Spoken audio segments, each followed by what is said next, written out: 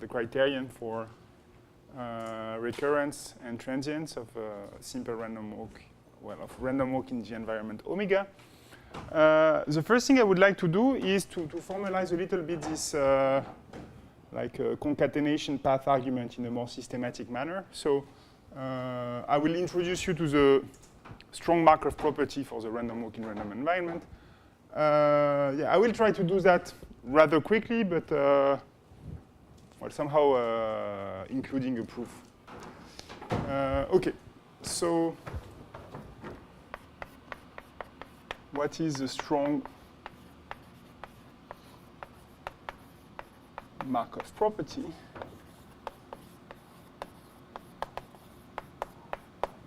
Okay, well, it's basically this idea that, for instance, if you start your random walk at 0, if you wait for the first time that you reach x, okay, and if you look at the trajectory afterwards, what you see after you hit x is like a simple random walk starting from x. Okay, so that's a very simple idea, and what I'm going to say now is just telling you what this time at which you stop should satisfy for this property to be true. Okay.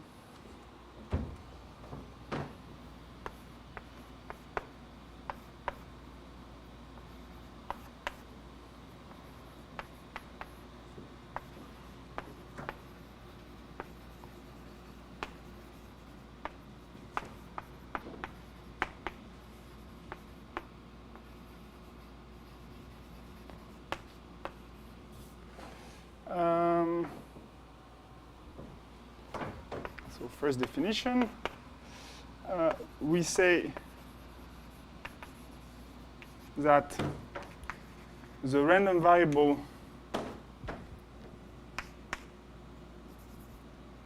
t with value in z plus union plus infinity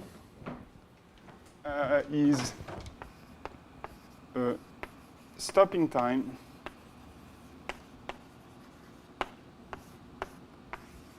for x if for all n larger than 0 t equal n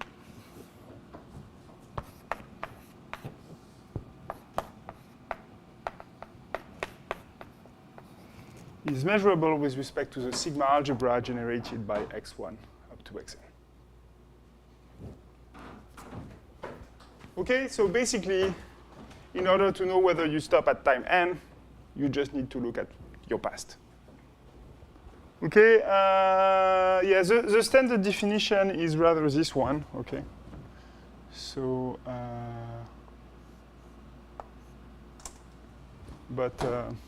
okay, these two things are equivalent.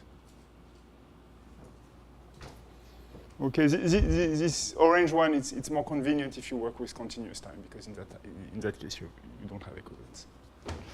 Okay, so examples. Okay, so if you take example 0, if you take k in z plus, and t equals k almost surely, well then t is t, okay. This is better to say. Well, t, okay, and t equal k, okay, for all realization. For all realization of the randomness, then t is a stopping time.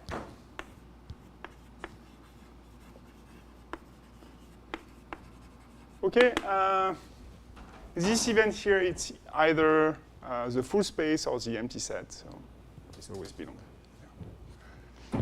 Not the most interesting case, so let's take a second one. So tau x, which is just tau x, okay, the one we defined the first time you reach x. And in that case, you see that, okay, t equal n.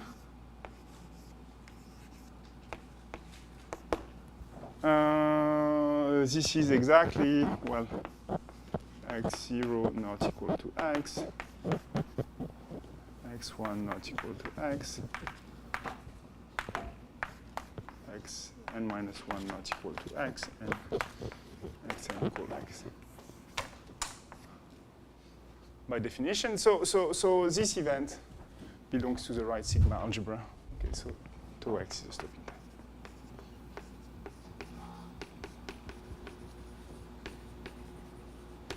Okay, and yeah, I won't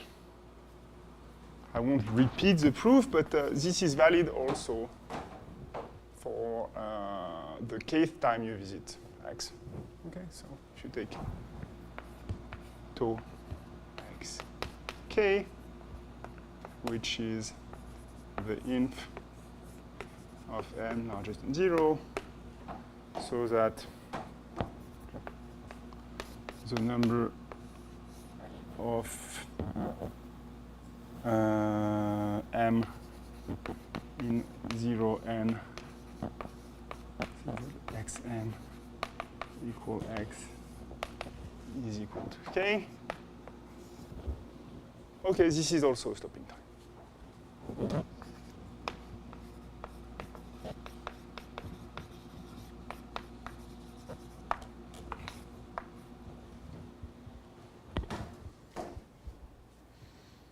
Okay, and so even in the way you write these events like that, you find this path decomposition that we wrote when we proved Polya theorem. Okay, and perhaps let me give you an example of something which is not a stopping time. So let's say t, the supremum,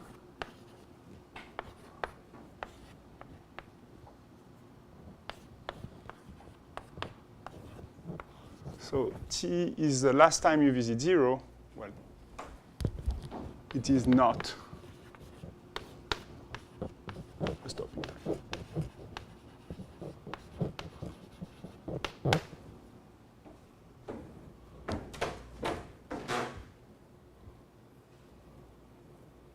Okay, well, simply because here you depend on the future. And okay, in general, okay, it's not difficult, but it's really tedious to prove that it's not a stopping time. But not being a stopping time is not an interesting property. So in general, you don't want to prove it. So that's the good news. Okay, but the intuition is that it depends on the future. You cannot rely only on the past to decide whether t equals to n or not. Okay. So what's a strong Markov property?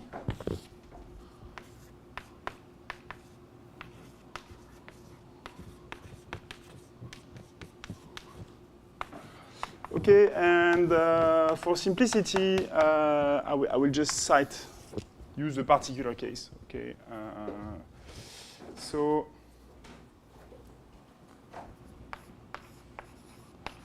it's the reason I make it a proposition and not a theorem.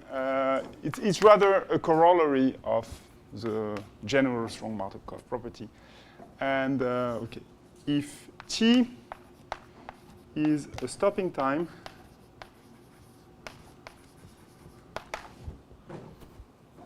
and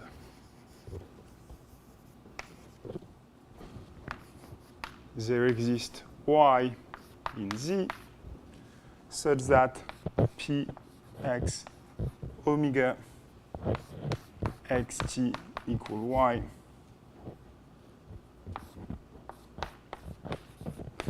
knowing that t is finite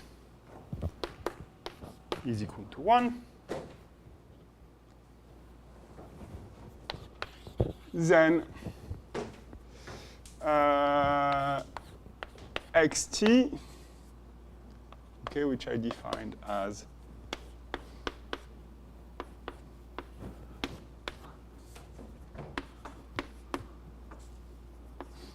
well, the trajectory of x, but where you start from time big T, okay, and you shift the time index.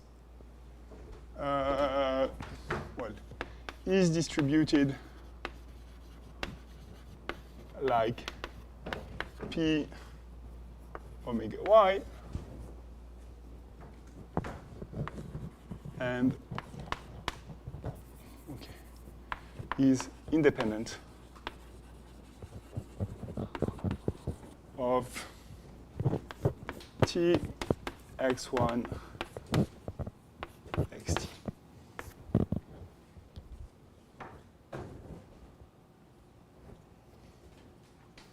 Okay, I mean, this thing, I just consider it as a, well, it's a random sequence of variable lengths. Okay,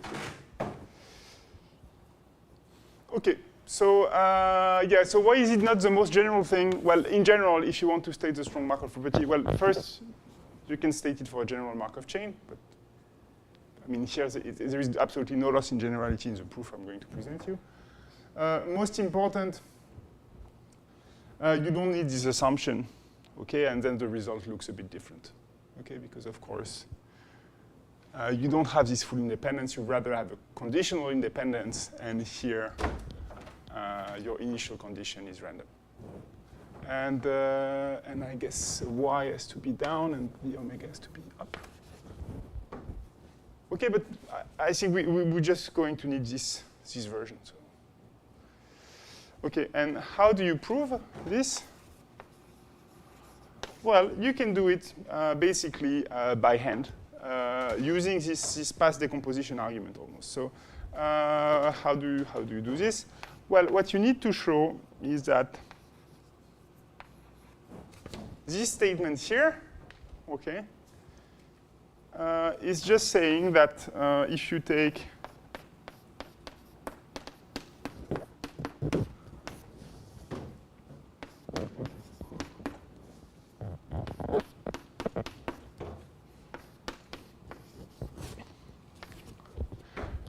measurable sets A and B, okay, so A, it's measurable in the set of sequences of variable length, okay. You have to put a natural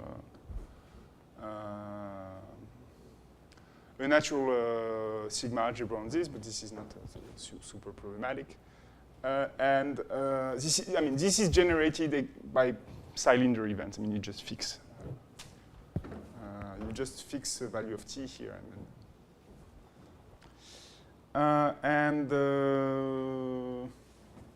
Yes, and this is okay. This is the product sigma algebra on z plus to the power z, z to the power z plus, and you want this to be equal to px omega t x1 xt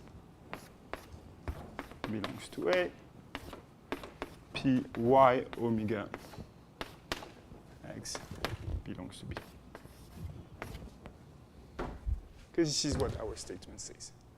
Okay, and well, you're going to use the usual monotone class argument. So you just need to check this for specific events. Okay, so.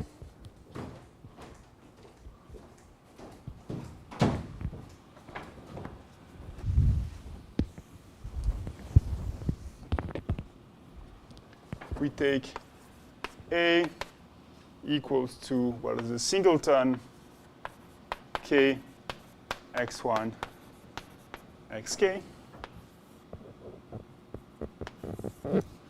Okay, and B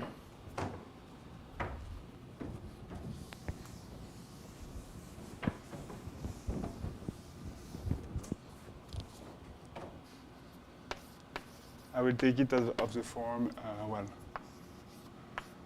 x1 equal y1,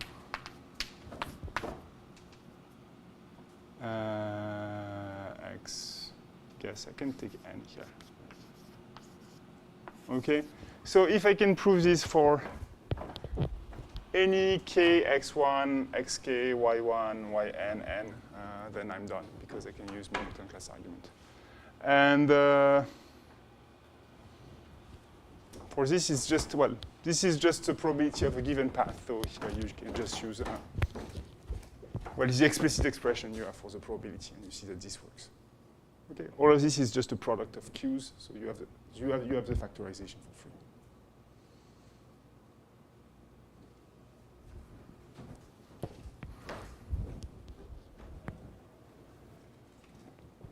Okay, and this assumption here, okay, you're using it basically, well, to make sure that, okay, perhaps I should put x0 equal y0 here as well. Well, to make sure that you get positive probability only if those two things.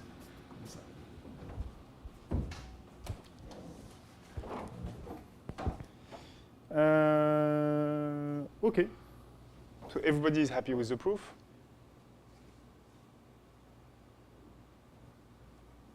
Okay. Okay, so now let me go back to the theorem we had last time, and we'll try to prove it. Any questions so far?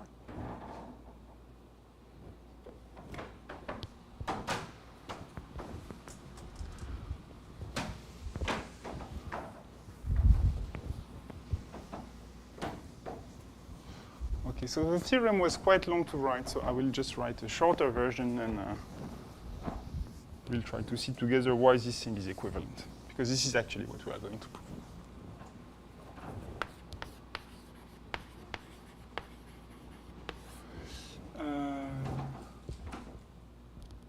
Yeah, so recall that rho x is 1 minus omega x over omega x.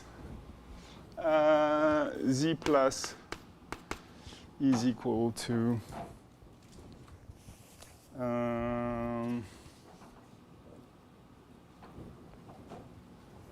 sum from n equals 0 to infinity, sum of x equal 1 to product x equal 1 to n rho x. Z minus is equal to sum from n equals 0 to infinity, product from x equal 1 to n, 1 over rho minus x. Okay, let me emphasize that this is a function of omega. And the theorem says basically z plus finite is equivalent to p xn positive and z minus p minus 1 omega xn tends to 1 n goes to infinity is positive. Okay, so this is a bit shorter than the theorem that I gave you last time, so perhaps I should argue that this is equivalent. Okay, so okay, let's assume that we have the theorem, and let's develop it into all the statements that we have last time.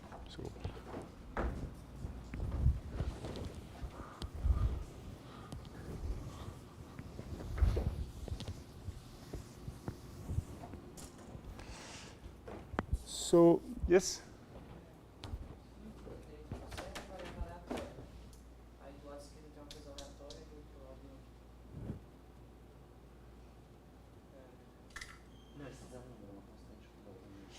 You have two layers of randomness, okay? So no, you don't have randomness here.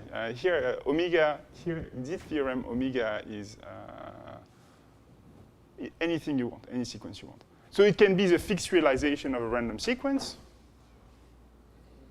but it can be anything else. Z minus, the probability is going to minus? Yes, sure.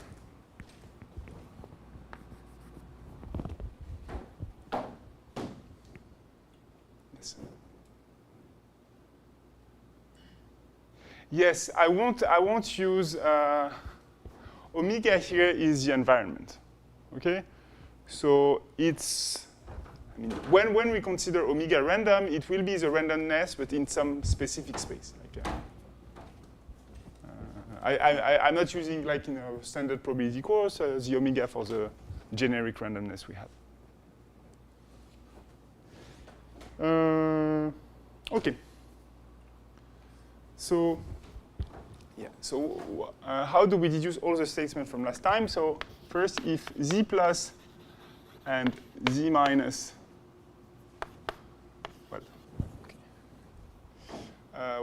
this thing, okay, both being equal to infinity, well, from this theorem,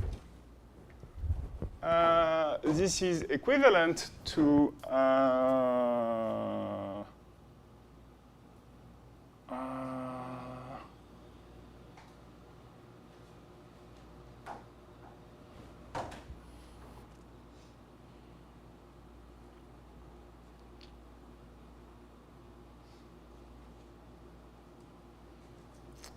this is okay.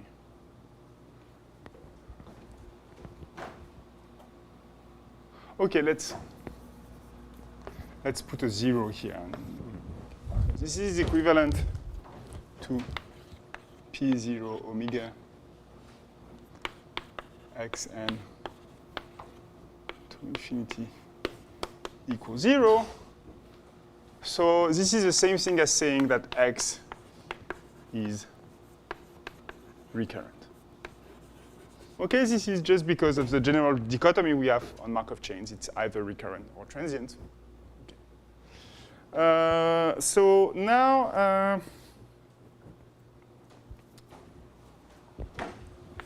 the big question is,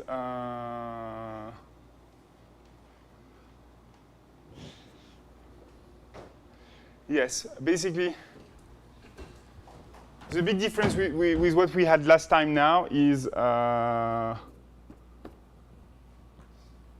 last time I put, this is true for x for every x. Okay, so we just have to show that this being true at 0 is the same as this being true for every x. Okay, so let me take y different from x. Okay, so what I want to show is that P0 omega x n to infinity.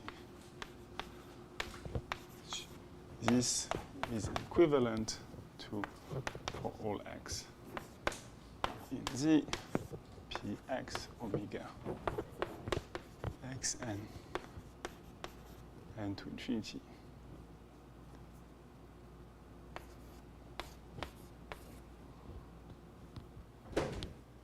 Okay, so yes, can anyone tell me why this is true?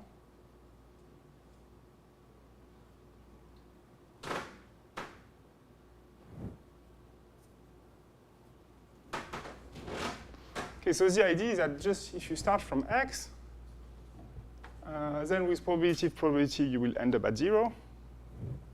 And once you're at 0, you go to infinity with positive probability.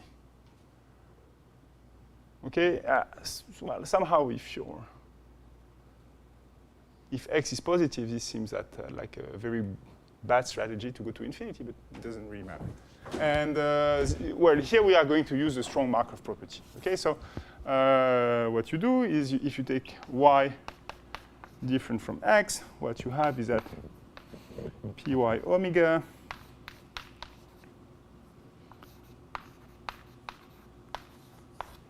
this is larger than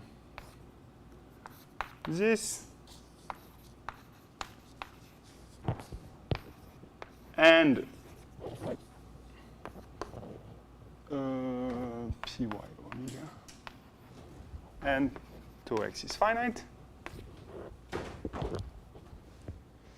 Okay, now this is the same thing.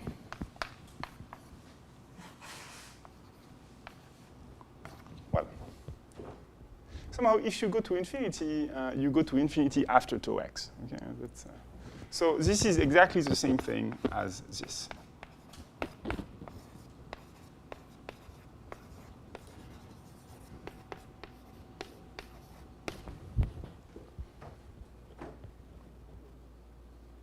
Okay, but now, well, this is the stopping time.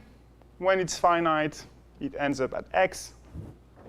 Well, this is clearly measurable with respect to the trajectory up to the stopping time. So therefore, these two things are independent. Okay, this is what the strong Markov property tells you. So this thing is equal to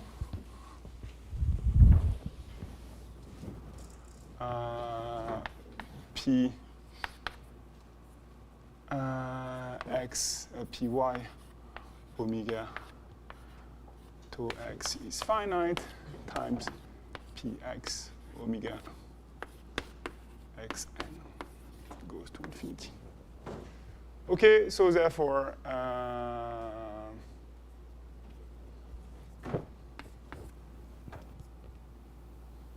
px yxn goes to infinity larger than 0 implies that py omega xn goes to infinity is larger than 0. Okay, here we have used the fact that this is positive, which is important. Okay, and here we have used the strong Markov property.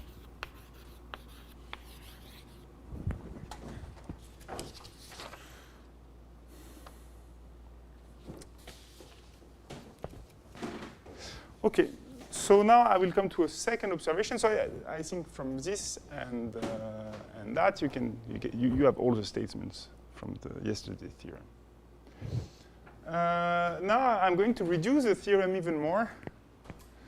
So I'm going to say, okay, I'm just going to prove this, okay, because I can deduce the other by symmetry. Okay, and I think somehow it's a bad example to say, okay, we are doing things by symmetry and I don't say anything else because it's obvious. And as a teacher, you realize that when you do this, then you tend to see these arguments in exams and exercise sheets where in situations where things are not symmetric. So perhaps I should bring a proof to the statement, which. Okay, I guess with the practice, like with 15 years of practice, it becomes immediate. But at least it's good to see it in details for the first times. Okay, so we can focus on Z plus by symmetry. This is a claim. And what's the proof?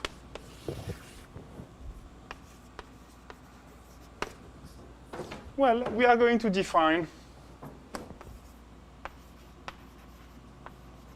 an environment omega bar.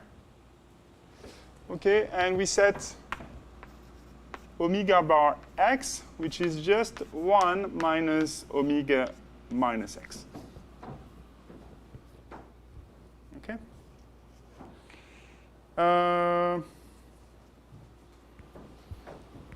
And the claim is that, or I don't know, an observation is that if xn has distribution px omega,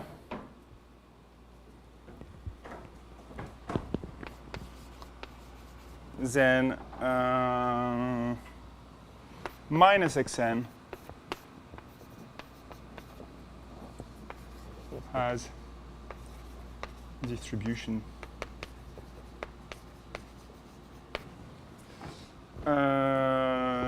p minus x omega bar. So, okay, this is the first observation, and somehow there is a second one, which is that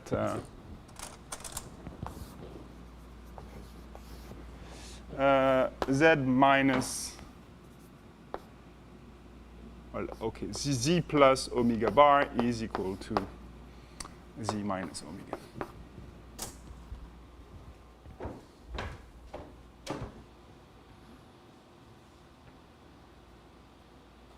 Okay, so let's prove these two things, okay? Perhaps one is the most important. This thing is perhaps easier to see.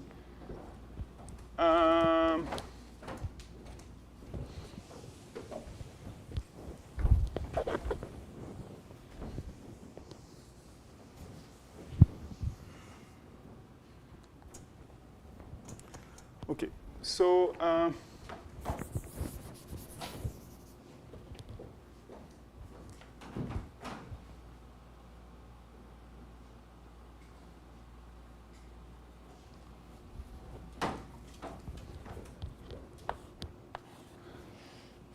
let's look at, okay, so we need to show that two probabilities are equal, so we are going to show that they coincide on cylinder events.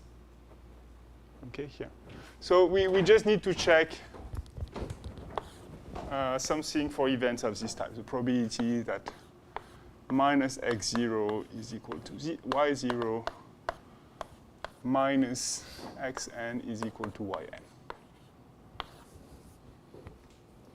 Okay, so this we exactly know what it is. It's delta x y0 q omega, minus y0, q omega minus y0 minus y1, q omega minus y1 minus y2, q omega minus yn minus 1 minus yn. Okay, I mean, this was perhaps not the definition, but the first corollary of the definition of the Markov chain. Okay, because by definition, this thing is the Markov chain starting from x and with transition probability given by q omega. Okay. So now, well, this is equal to delta minus x y0. And this q omega here, I mean, this is q omega bar y0, y1. This is just the use of the definition. Okay, so, yeah. Here, basically, I mean, if the increment here is plus 1, then the increment here is minus 1 and vice versa. So this is the reason why you have to put 1 minus here, because you're switching the rule of left and right. Yeah, and you have to, I mean, you're looking at things from minus y0. So this is the reason you have this minus 8 here. Okay, so you have the same thing here.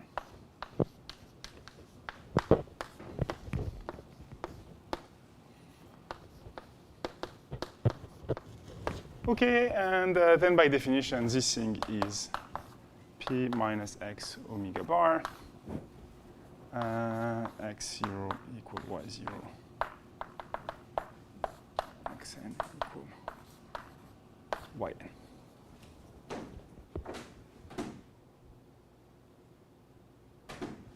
Okay. Yeah, the choice of notation might not be ideal here, but I always use the letter X for any random walking random environment, so it would be strange to use something else.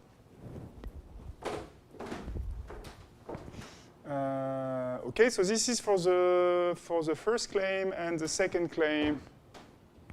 Let's see if there is something to prove. Well, for the second claim, it's basically, I mean, it's just that rho omega bar x is equal to, well, 1 minus omega bar x over omega bar x, and it's nothing more than omega minus x over 1 minus omega minus x. So it's 1 over rho minus x.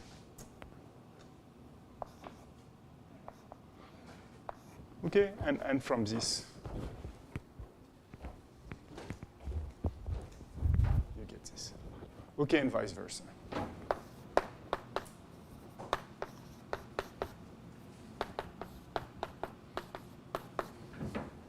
Okay, so, well, to conclude,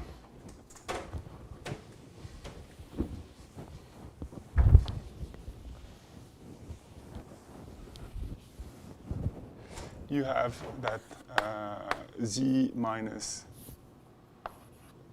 omega finite. Well, this is equivalent to z plus omega bar finite by 2. This is equivalent by the theorem.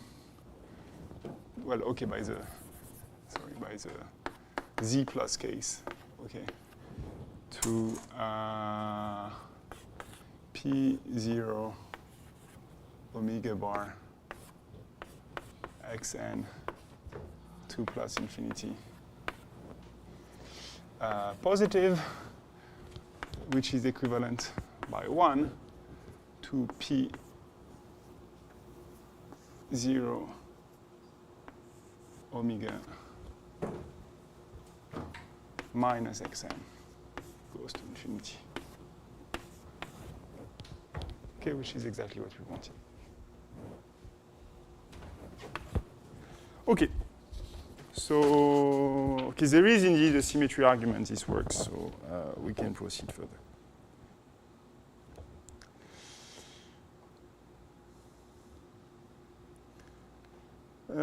Okay, and yes, so what we are going to show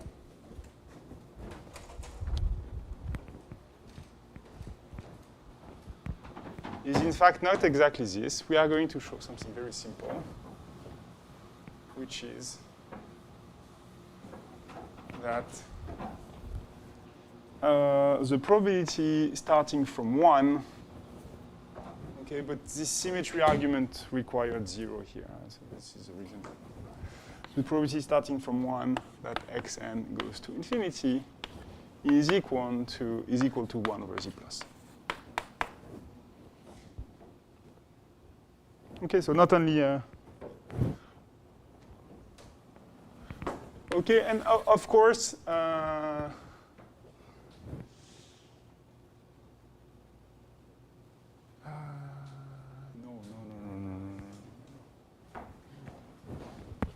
Sorry.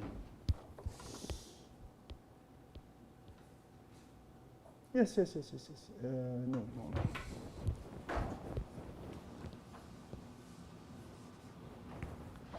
Okay, let me make this a proposition then.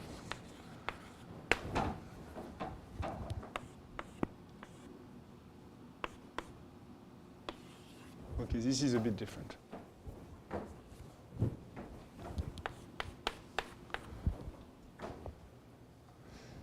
Okay, so yes, so let me show that this thing.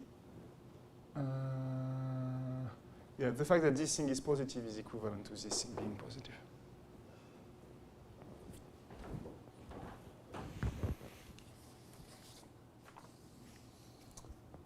Okay.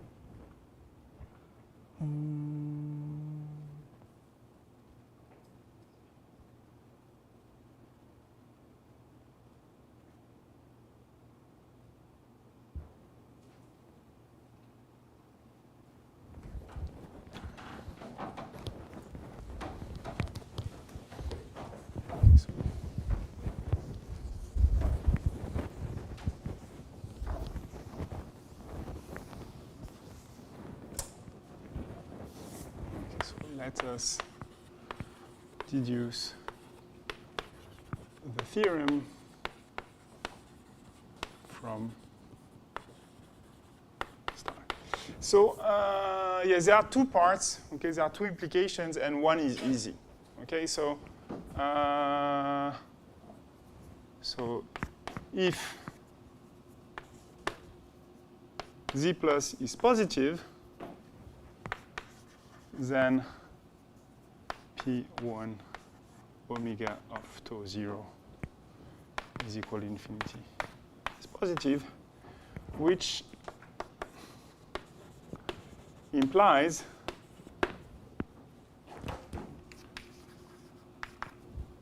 that x is transient.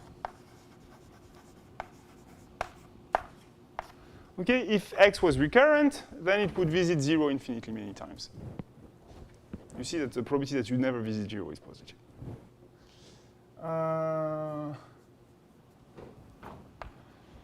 And then you have a second argument that tells you that, well, okay, it's something completely trivial, but if I don't have my notes, I will make a mistake on this. So,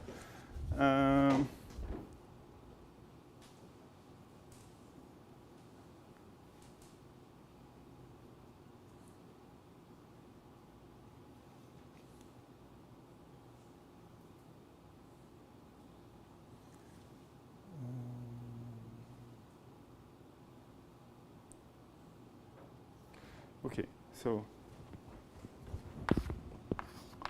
on the event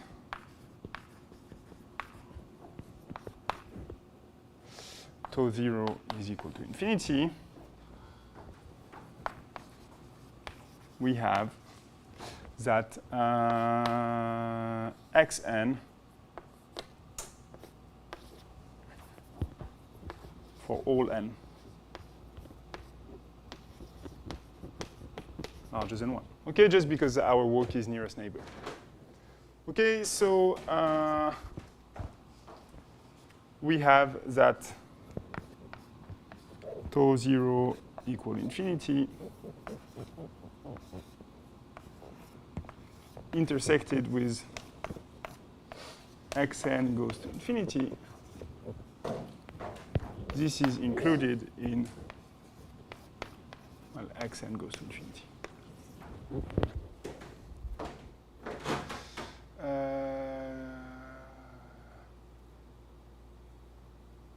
Yes, okay, so therefore, what we have is that the probability that from 1 that xn goes to infinity is larger than the probability that T0 is equal to infinity.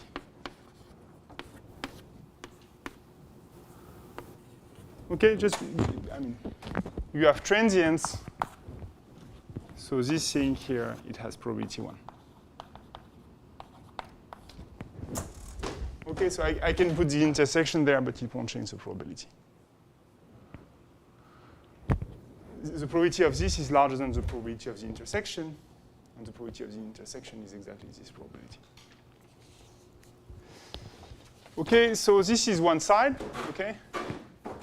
Like, now we have to prove the other side, that is, if z plus is equal to infinity, then you don't go to plus infinity, like the probability of diverging to plus infinity is equal to 0, which does not mean that you're recurrent. So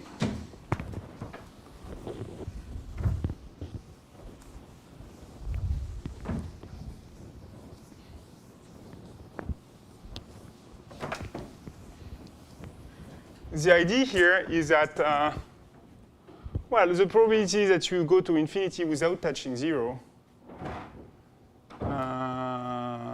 if this is equal to 0, then the probability of going to infinity has to be also equal to 0, simply because when you go to infinity, you will make a last visit to 0, and then you will need to go to infinity without touching back 0. Okay? The problem is that the last visit to 0 is not a stopping time, so you have to be a bit careful the way you write things. So, okay, let me do this. So, second thing we need to prove is that z plus is equal to infinity implies that p1 omega xn to infinity equal to 0. Okay, and yeah, so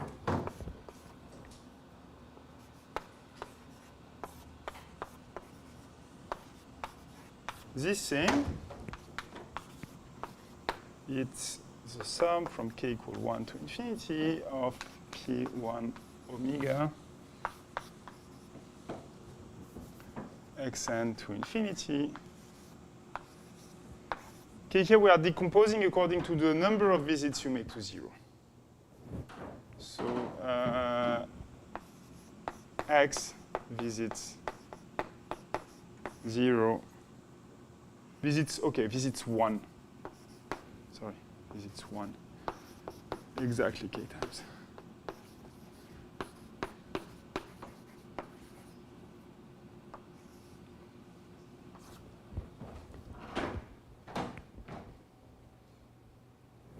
Okay, I'm just decomposing this event according to the number. You look very perplexed. I just lost like where the argument you are. Okay.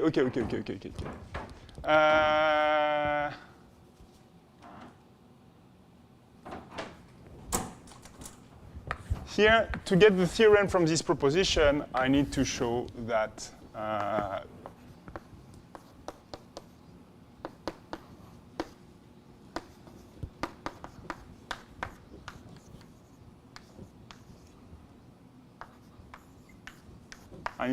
this is true.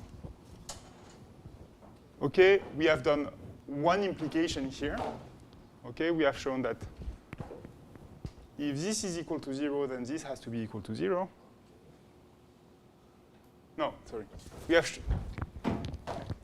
you have to be I'm confused, so it's normal that you're confused. You have to prove that this, if this is positive, then this is positive. Okay, because this being positive implies transient. And now, if this is true, basically you cannot go to minus infinity because you would have to cross 0. So you have to go to plus infinity. Okay, this was the first part of the argument. Now we are, so this is this implication. It starts here.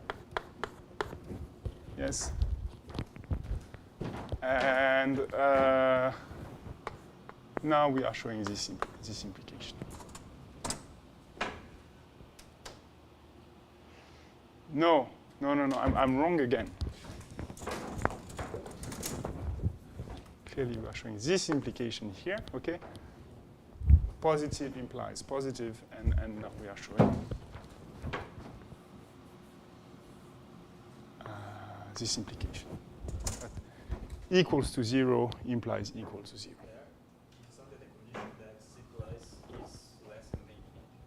Sorry? It is implication.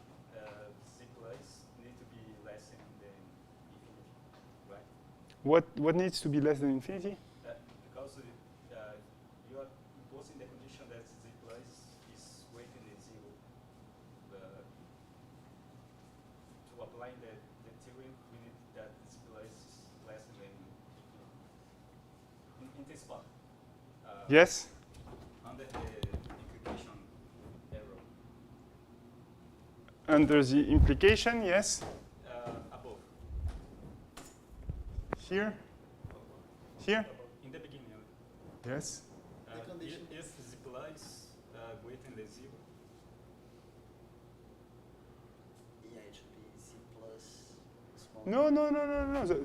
I'm just using the proposition here. I'm looking for 1 over Z plus. Yes. So if Z plus is... Ah, yes. Yes.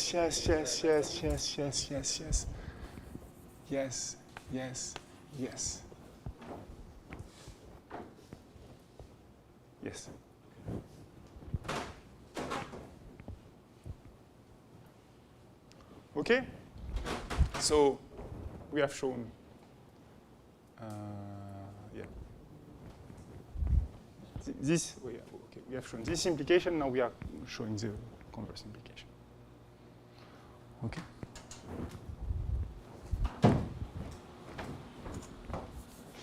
Okay, so now for the other implication, okay, we want to show that if z plus is equal to infinity, then the probability is 0.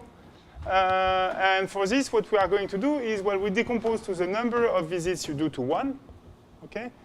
And we are going to show that each term of the sum is equal to 0. And now this thing is equal to, well, remember that what tau x k is. So this is the case visit to 1. So this thing is the same thing as the probability from k equal 1 to infinity of p1 omega. And then you have x and t1 k. Well, okay.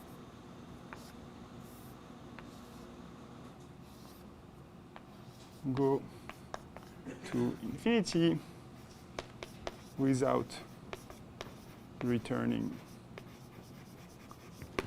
to 1.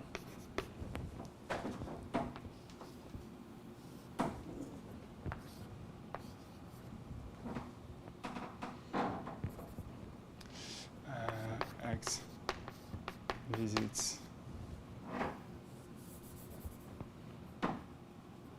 1. Okay, and here is just to k1 finite.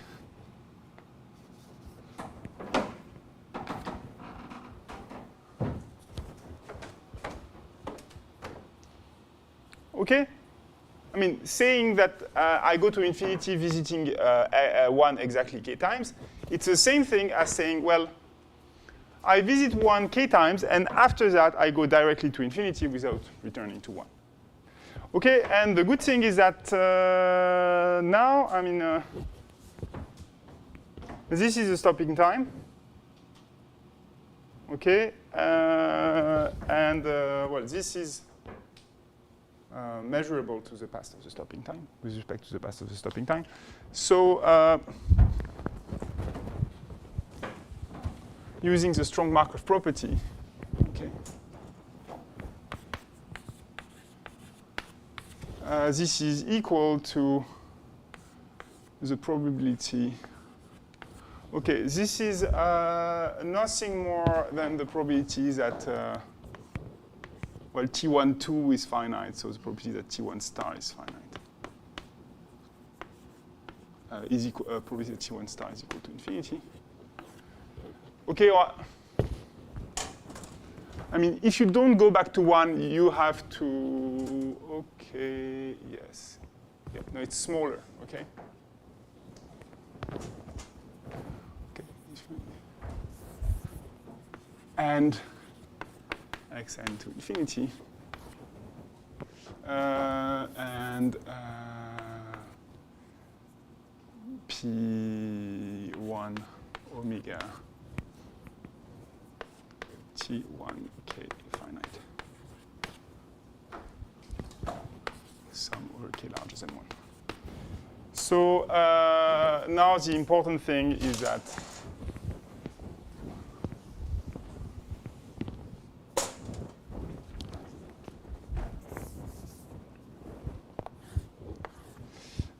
this is smaller than 1, so if I just want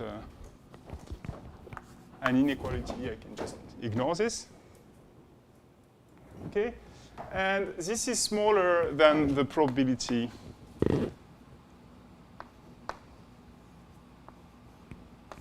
that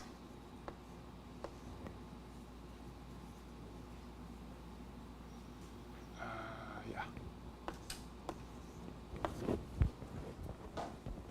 Okay, because sorry.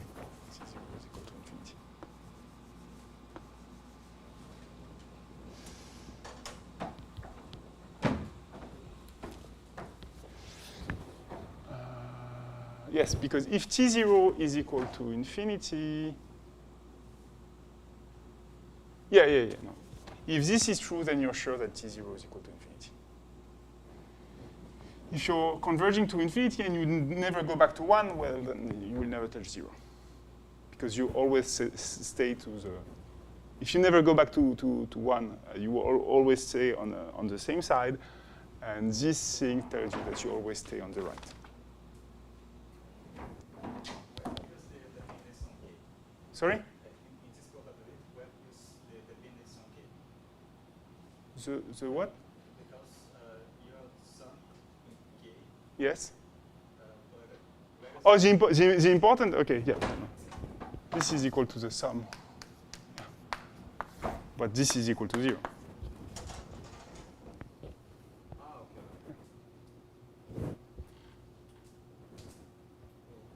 Yeah, I just need to show that each term is equal to 0.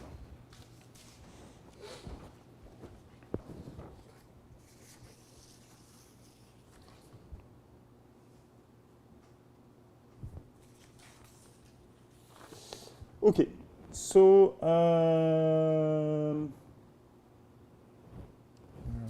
now we can delve into the proof of the statement I just erased. So I will just rewrite it, which is the exact expression for this probability here. Okay, and yes, so. About this statement and about the proof, I mean, basically,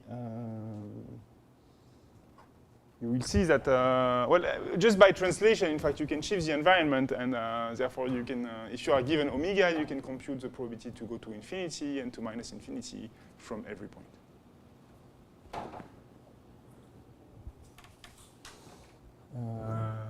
Okay, I mean, you compute this, and then from this and sums, you can deduce the probability to go to plus infinity and minus infinity. Okay. So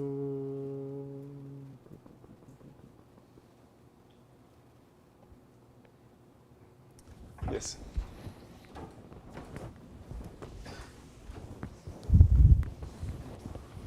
So remember, what we need to prove is that z plus,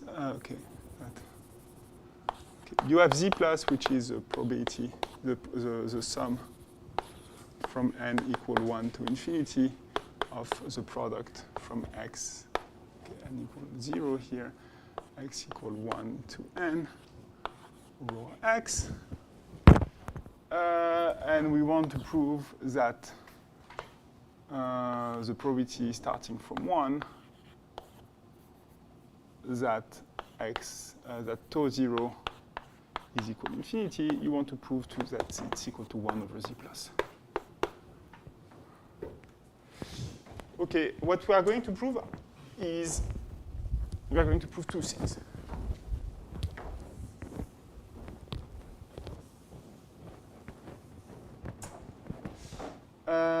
The first thing is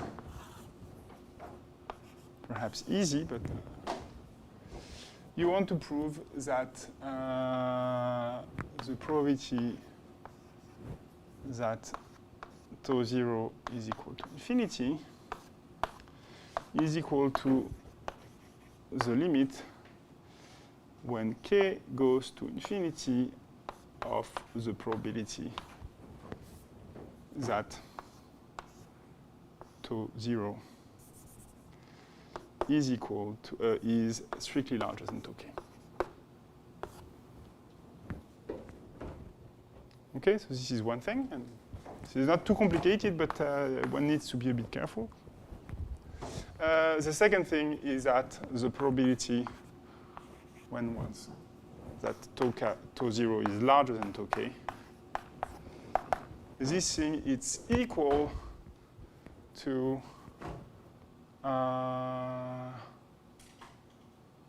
okay, this thing to the power minus 1, okay, this is equal to the sum from n equal 0 to k minus 1 product from x equal 1 to n rho x. Okay, and well, 1 plus 2 gives this, obviously.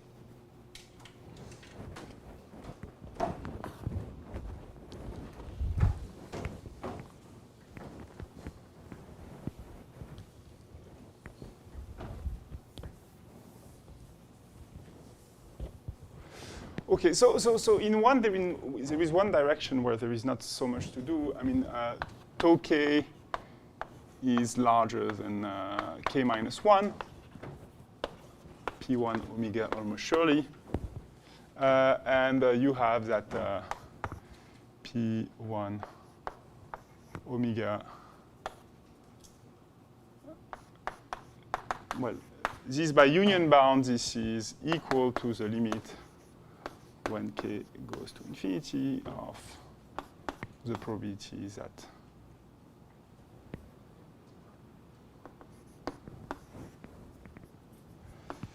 tau 0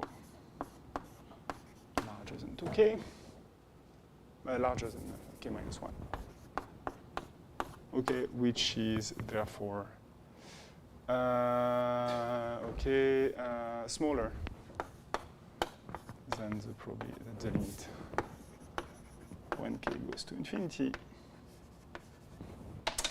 of the probability that tau 0 is larger than tau k.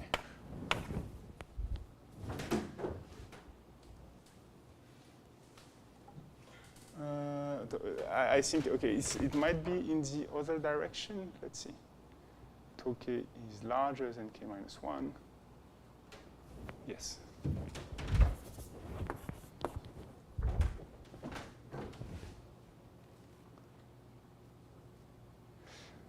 Okay, so basically, I mean,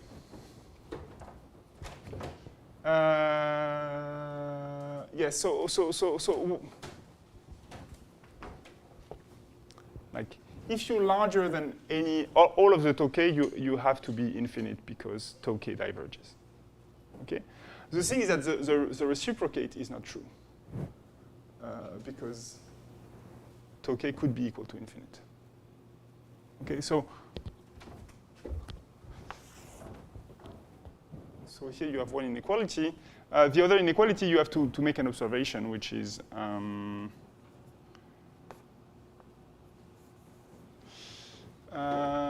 we have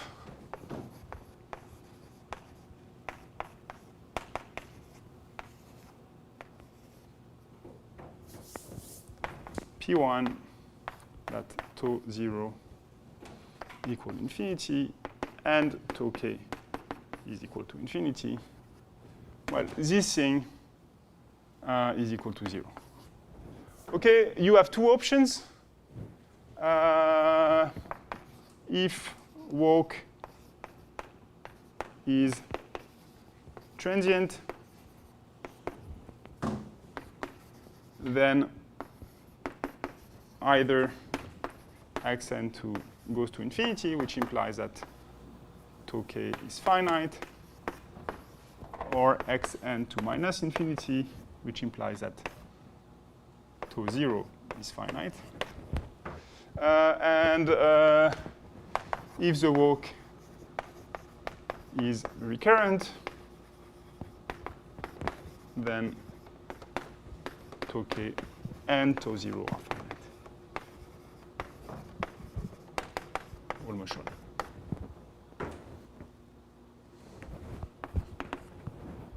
Okay, so there is no way you stay within this interval.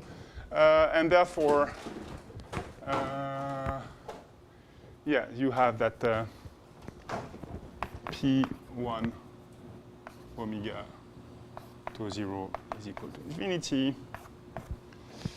This is equal to P1 omega tau 0 is equal to infinity. Tau k is finite, just because you can delete this event, and therefore this is larger than P1 omega tau 0 larger than tau k.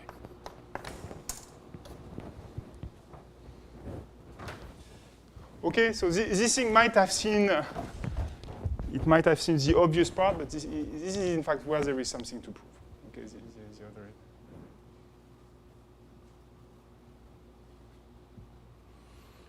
Yeah, so this is larger than this, so in particular this is larger than that. Okay, so now this is out of the way, so we can prove this thing. And okay, for this, what we are going to do is basically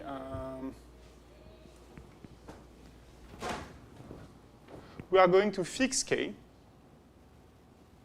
and we are going to consider this thing here as a variable, okay? And we are going to basically show how this thing solves the system of equation. Okay, so we are going to set uj. Okay, I mean it also depends on k, but I won't underline the dependence in k. We define uj to be pj omega to 0 larger than to k. Okay, and I will consider j on the segment 0k. Okay, because outside it's not very interesting.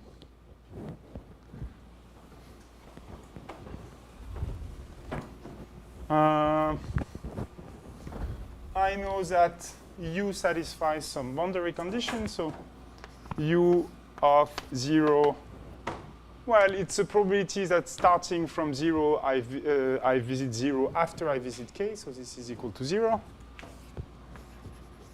And uk, well, it's equal to 1 for the same reason. Okay, so, and u1 is the quantity we want to compute.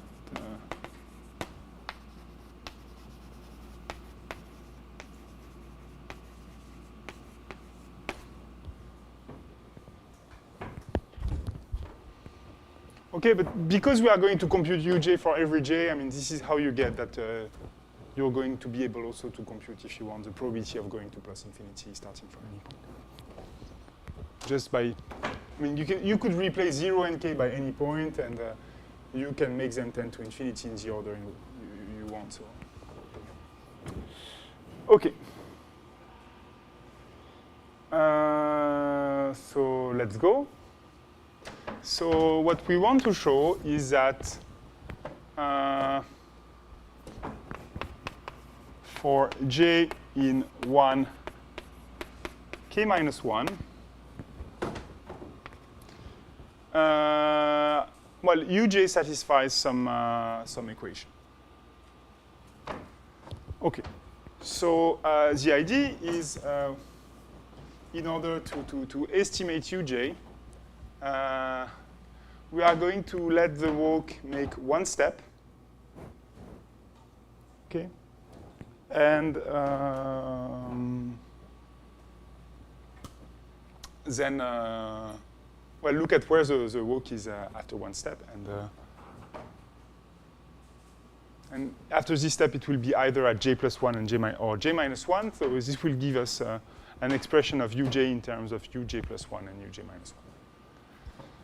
Okay, so the probability starting from j is that t0 is larger than tau 0 is larger than 2k.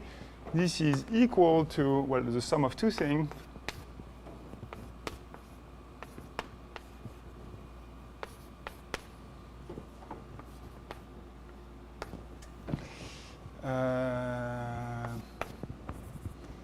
X1 is equal to j plus 1 and plus the probability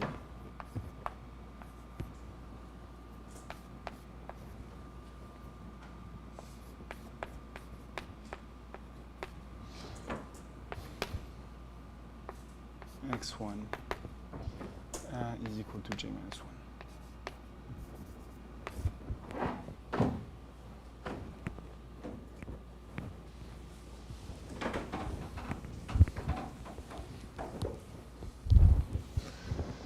Okay, so I have two probabilities. Let me compute the first one. So this thing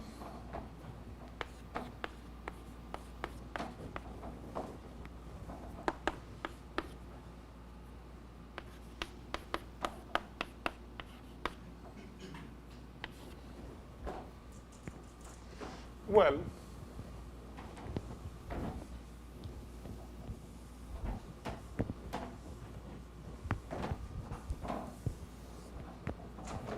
this is equal to, okay, this is going to be a bit artificial, but I've only introduced a strong Markov property, so let's use it. So I'm just going to replace this by the event tau j plus 1 is equal to 1.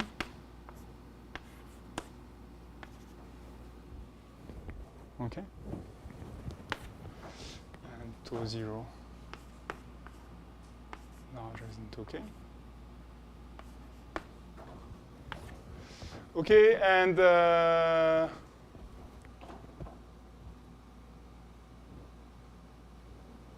yeah, somehow here I can put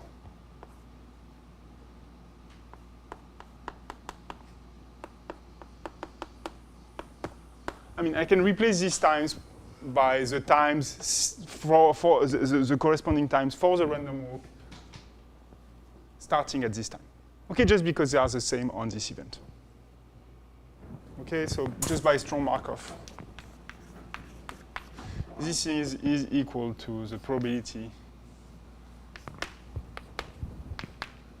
tau j plus 1 is equal to 1, okay, times the probability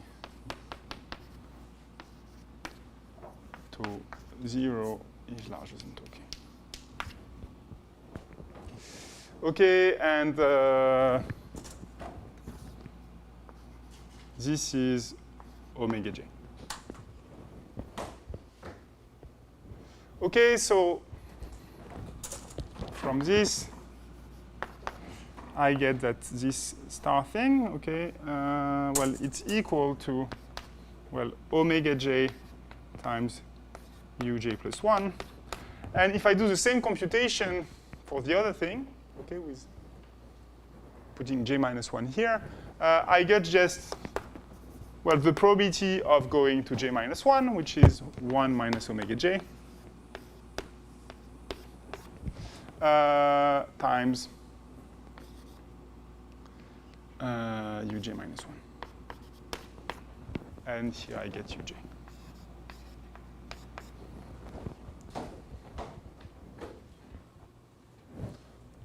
Okay, so now I'm going to use the fact that 1 is 1 minus, well, it's omega x plus 1 minus omega x. Okay, and I'm going to put, all the, no, it's 1 minus omega j plus 1 minus omega j. And I'm going to put all the omega j's on the right and all the 1 minus omega j's on the left. So what I get is that.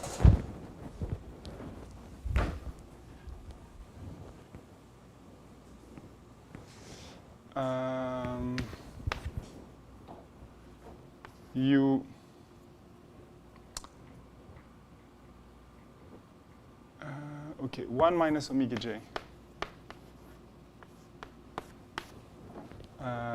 times uj minus 1 is equal to omega j times uj plus 1 minus uj. Okay, or in other words,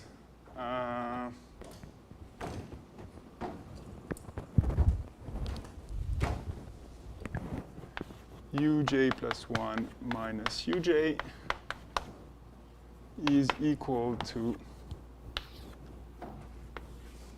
rho j uj minus uj minus 1.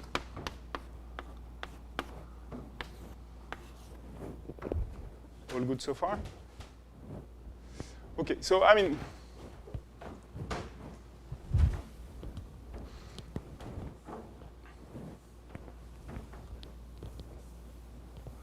basically, the fact that you can compute the probability exactly, it kind of stops there. You have a system of equation, and I think soft arguments can show you that this is invertible. You have the matrix there is invertible, so you have a unique solution. Yeah, this thing here puts you a step towards the resolution. So basically, what we are going to do, well, I'm not going to fully solve it, but the idea is that I'm going to compute this value for every j. So the way you do it is, well, you just iterate this. Okay, so you get that uj plus 1 minus uj. Well, it's equal to the product. Okay, let me call it.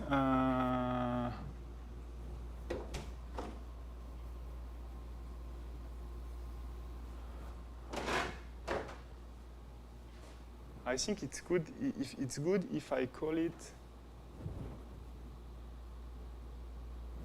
Okay, what did I do in my notes? I think I changed the letter at that point. Not super important, but.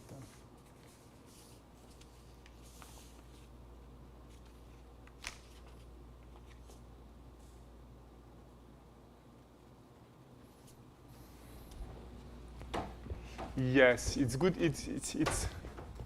It's good to use n here. Okay, so this thing, it's the product from k equals 1 to n, from x equal 1 to n of rho x times u1 minus u0. Okay, it's just an immediate induction, okay? I mean, this thing, it's rho n times un minus 1. So it's rho n minus 1 times un minus 1, un minus 2. You just iterate, and you get this. Okay, now u0 is equal to 0. u1 is actually what we want to compute. So what you do here is you take the sum from n equal 1 to k minus 1 of un plus 1 minus un, okay, which is equal to 1. Okay, because it's uk minus u0. And this thing, it's equal to, well, the sum from n equal 1 to k minus 1, the product from x equal 1 to n, rho x times u1. Okay, and therefore you get the desired expression for u1.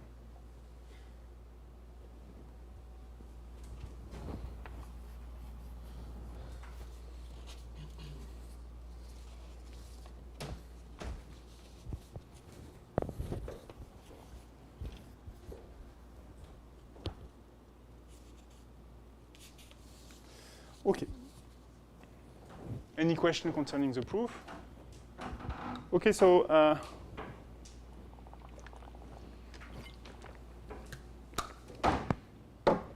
now, yeah, what I can talk about a little bit, and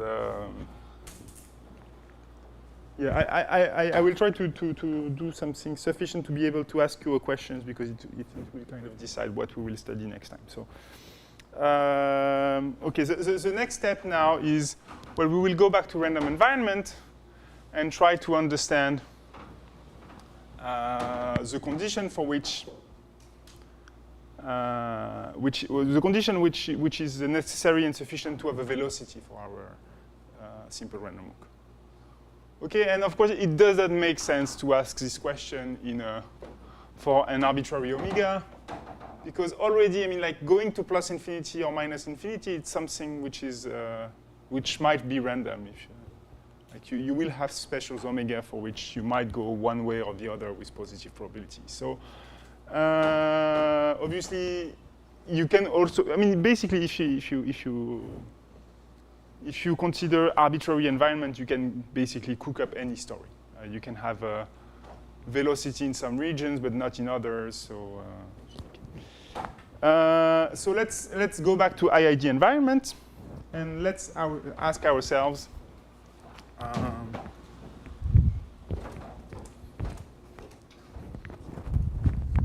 So the question is.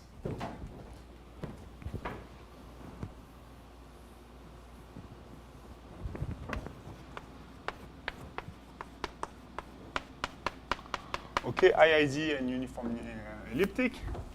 And the question is,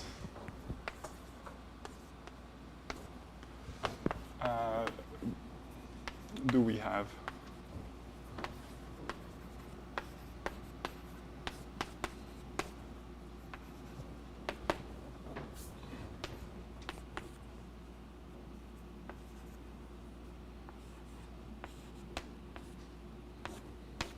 okay, do we have a law of large number? Okay, for some v. Okay, and well, the other question is, what is the condition to have v which is non-zero?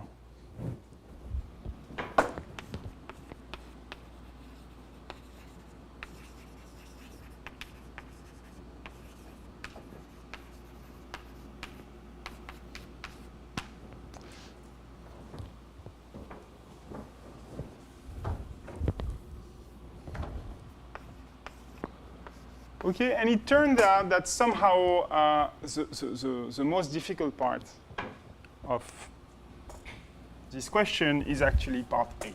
So establishing that you converge to, that you have a law of large number. Computing, getting an expression for V, once you know that it exists, it's not that complicated. Okay, okay, I will write you the theorem that gives you the answers to A, and I will try to explain why it's not obvious how to prove this, and basically we'll look at things from several points of view and get stuck several times. Okay, so what's the theorem?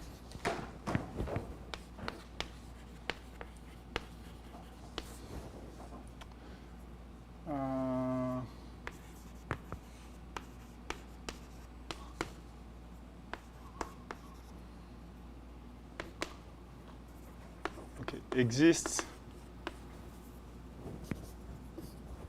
Px, okay, so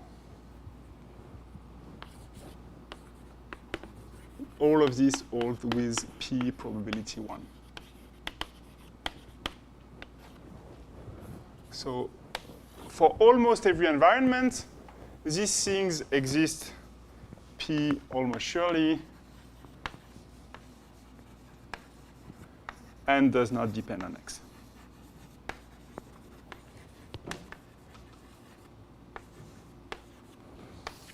Okay.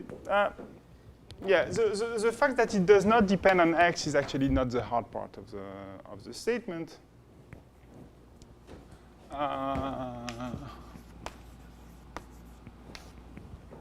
And yes, okay, it is equal to 1 over the expectation of tau 1 under the average measure starting from 0.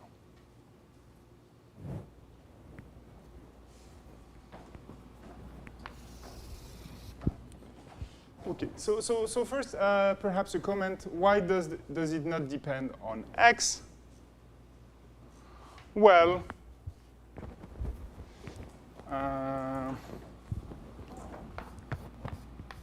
if x is smaller than y, okay, let's consider, okay. Let's consider a case where the expectation of log rho is negative. Okay, this, by symmetry, there is no loss of. So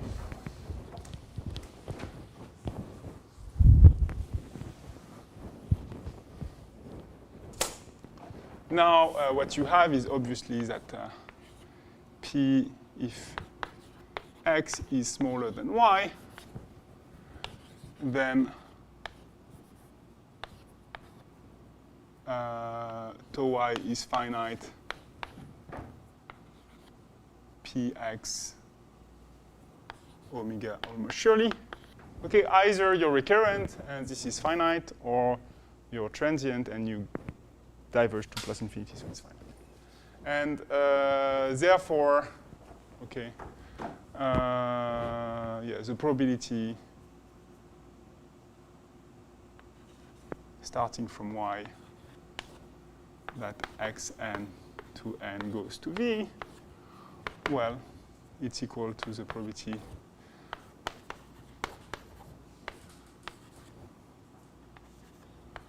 that you go, that, okay. And tau x is finite. Okay, but sorry.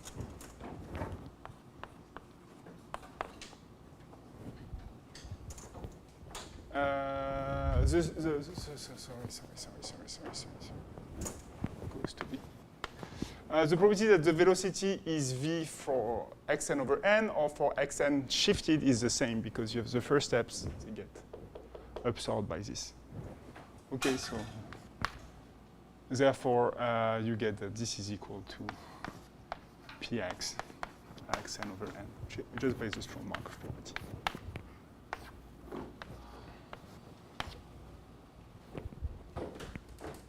Okay, so you get that if there is a speed, you have the same speed everywhere. Okay. Now let me try to go into some other thing.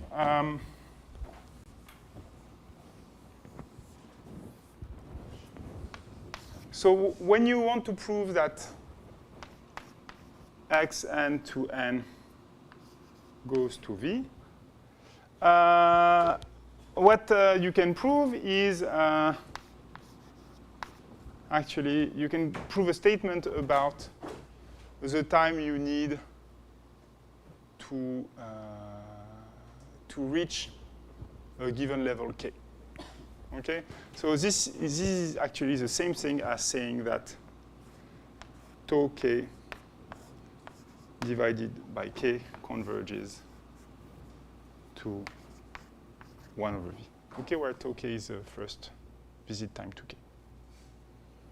Okay, so perhaps you would like to see a proof of that. And now this becomes quite natural. We are going to prove something about tau k, so 1 over v is going to be the important quantity, and this starts to look a bit more like a law of large number.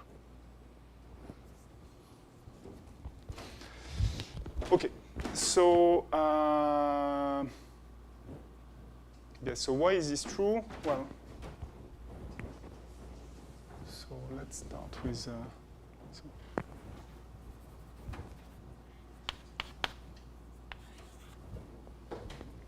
if xn over n converges to v, then okay.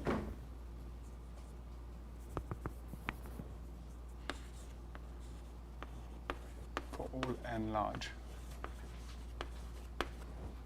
xn belongs to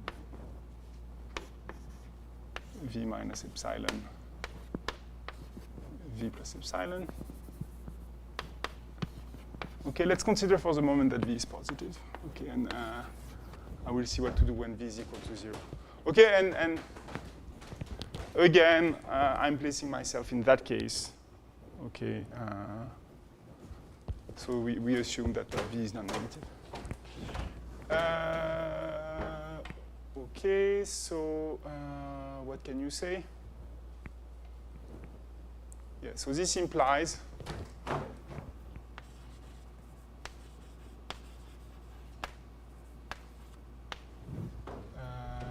that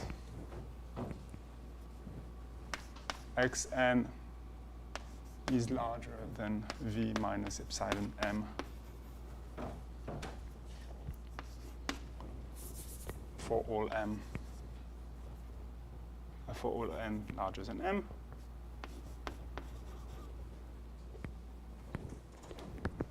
No. This is okay.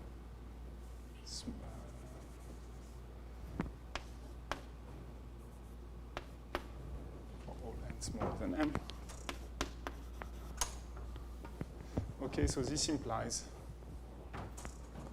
that tau V plus epsilon m is smaller than m.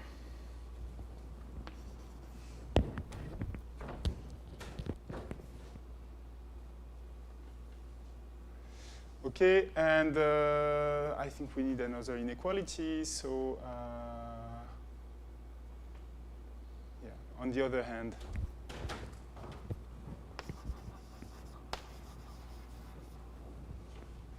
so, sorry, and this is larger than m.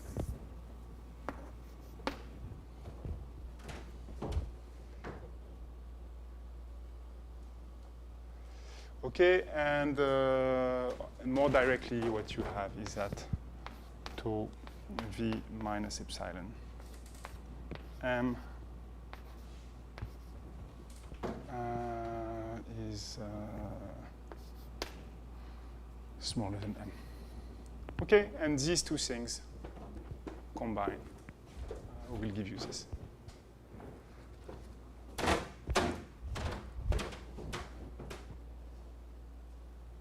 Okay, and perhaps given the time which is left, it's safer to, well, I let you check that this is also true when V is equal to 0.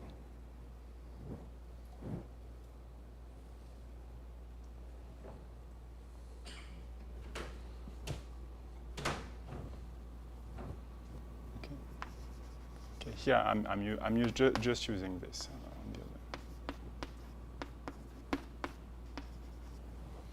Okay.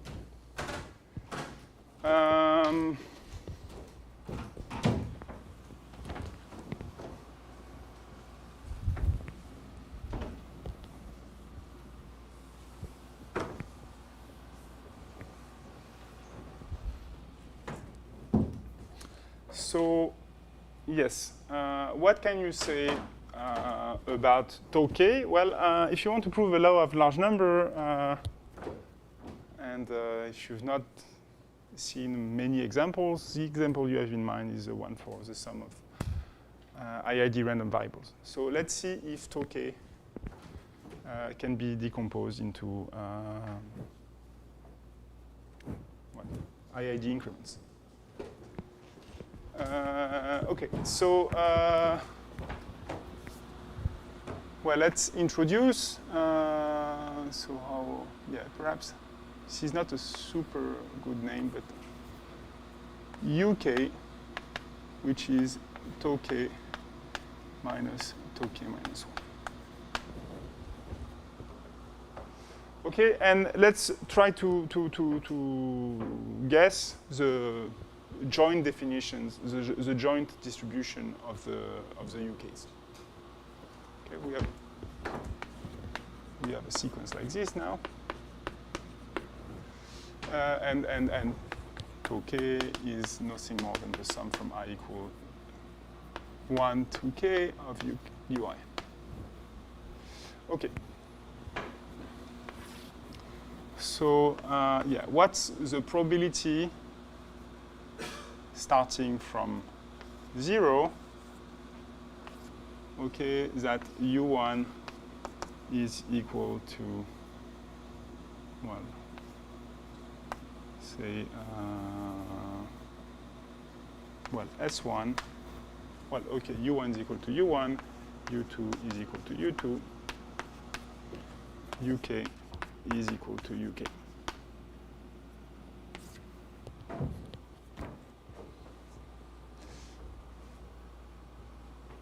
Well,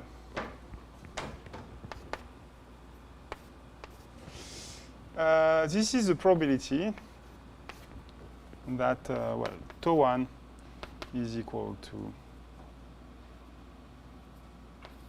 S1, τk is equal to, well, okay, T1 and τk is equal to Tk, where, well, Tk is the sum from I equal 1 to k of ui. Okay, and now we want to do the following. We want to apply the strong Markov property. Okay, so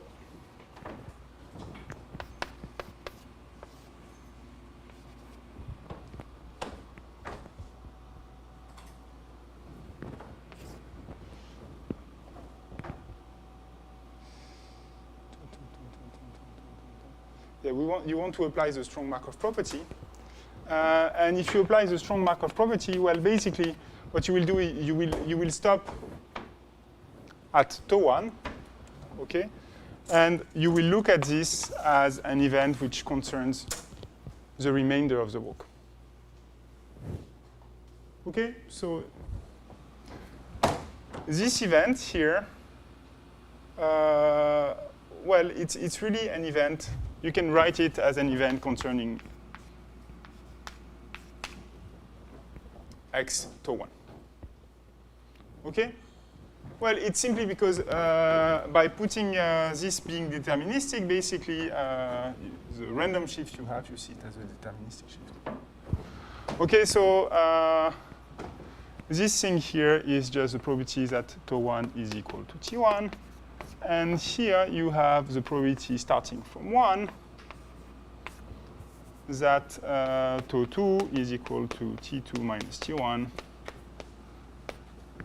τk is equal to Tk minus T1. Okay, and you can iterate this. And in the end, you get that your probability is equal to,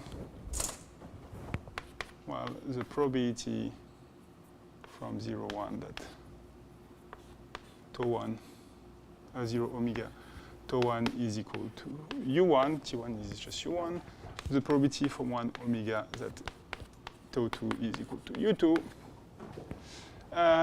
times the probability from k minus 1 that τk is equal to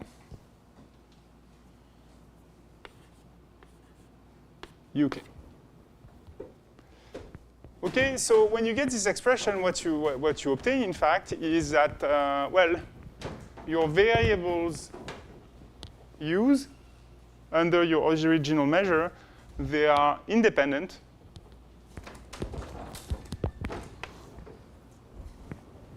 Ui, I, not 0, they are independent.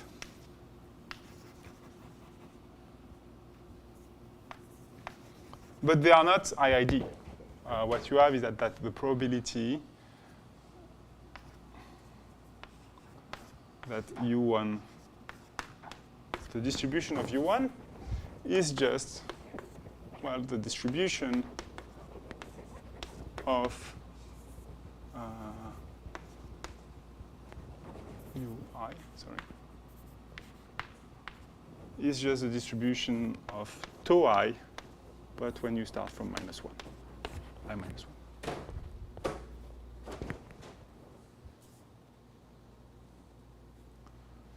Okay, and therefore, well, it's not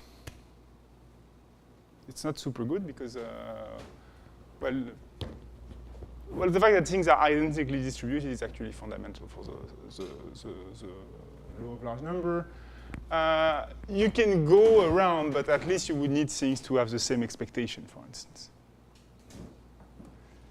So, okay, you need to do something else, and perhaps the right thing to do would be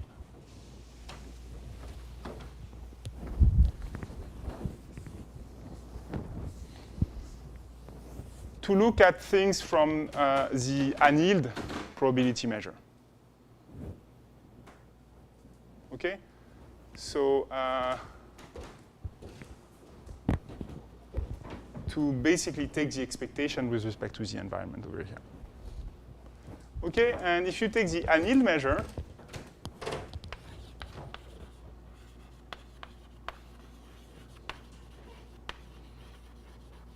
okay, what you have is that P0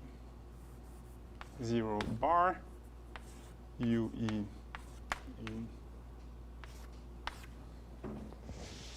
well, this is equal to the expectation of P E minus 1 omega to I. Okay, but now, by translation invariance, this actually does not depend on I. Okay. This is equal to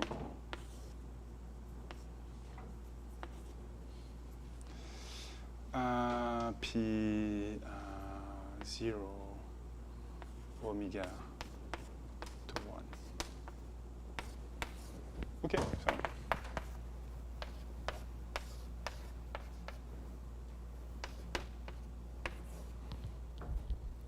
Okay, the reason for this is that the probability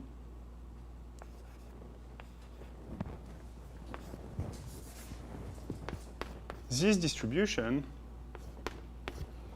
is the same as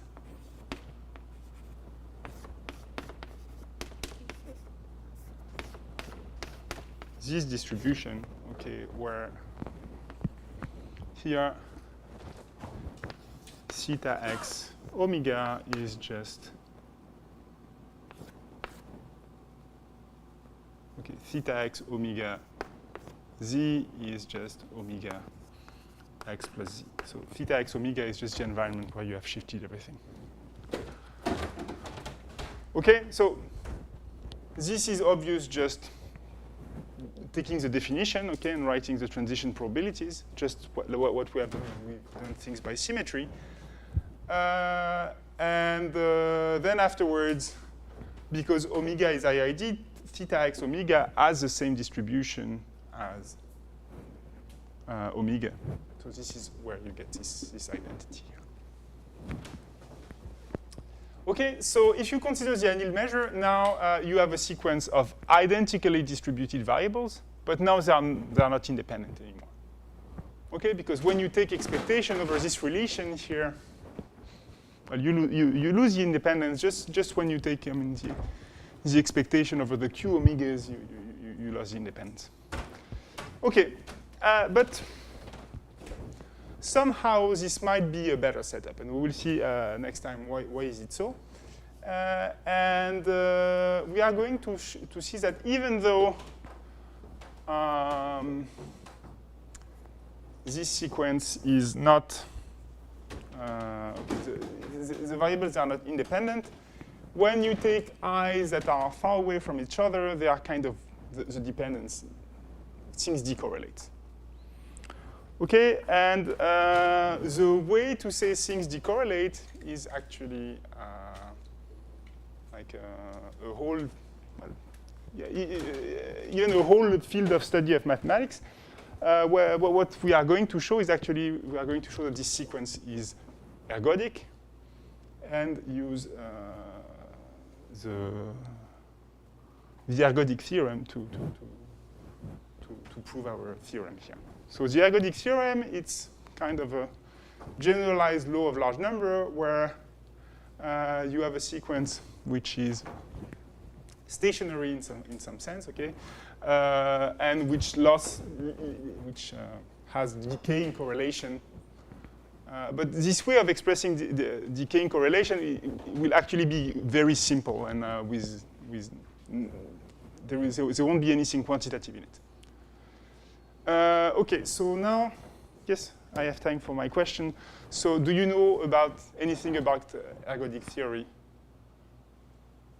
Okay, so let's make a poll. Have you seen a proof of the ergodic theorem? Okay, so one person has seen it, 2 more. Okay, so I guess it might be worth it to prove the theorem.